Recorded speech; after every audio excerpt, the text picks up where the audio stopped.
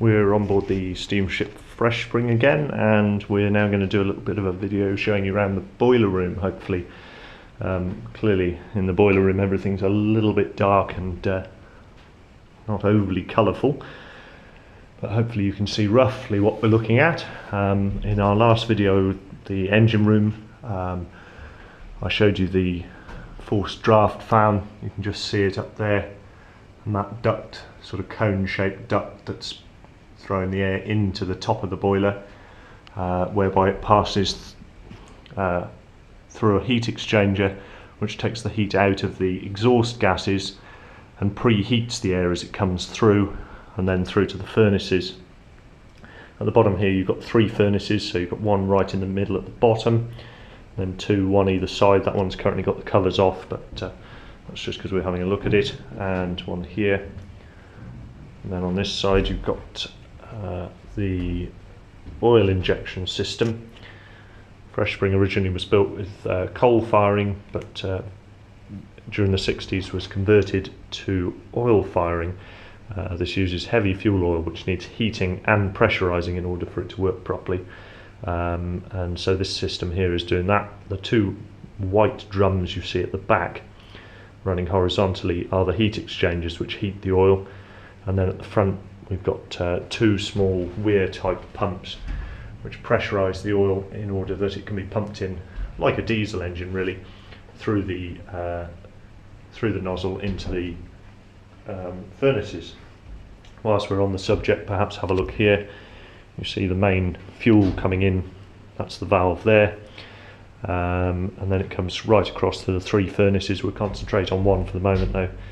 You see you've got many different shut-off points. You've got one there where you can shut it off, and then also you've got this valve here, which you undo the valve, this valve here, knob here, sorry, not valve, and then you can withdraw the jet which is here. So I'll just do that now. Undo the valve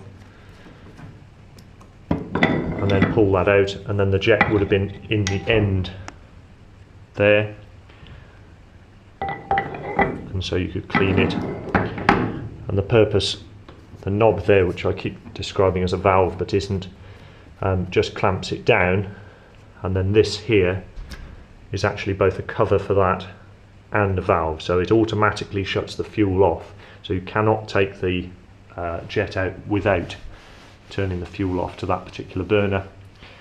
You've then got various air controls around. You've got air valves here and also at the top here, which control the airflow, secondary and primary air to the burners, and there's also a plate behind which swirls the air round to get the best possible combustion. From here, what else can we have a look at? You see the 2 gauge glasses up there.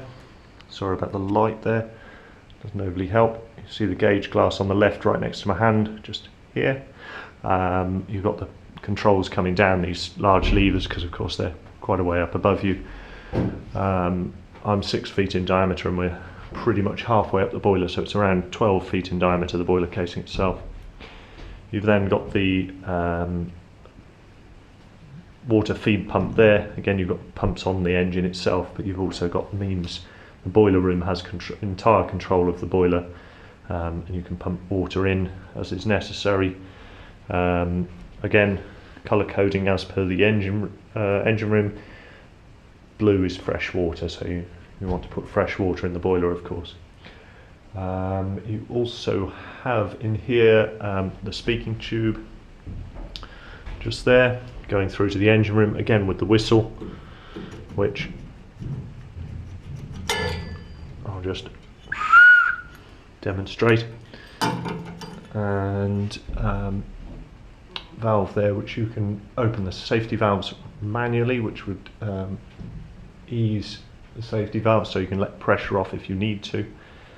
Otherwise, pretty simple. You've got a pair of air jets there which are from the forced ventilation system, which would keep you cool, which you would very much need if the boiler was in full operation, but clearly today, with it not working, it's not overly necessary.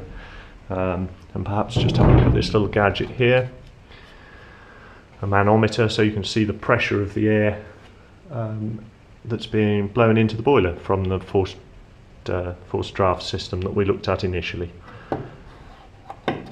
And the valve next to it is the steam control valve for the forced air engine, so you can adjust it when you've looked at the pressure. And then you've got steps going up, back up to the level at which the blower engine is, and also you can get into the top of the boiler house where all the safety valves and so on are located. So hopefully you've enjoyed the video. Don't forget to visit our website ssfreshspring.co.uk, and look forward to seeing you all soon.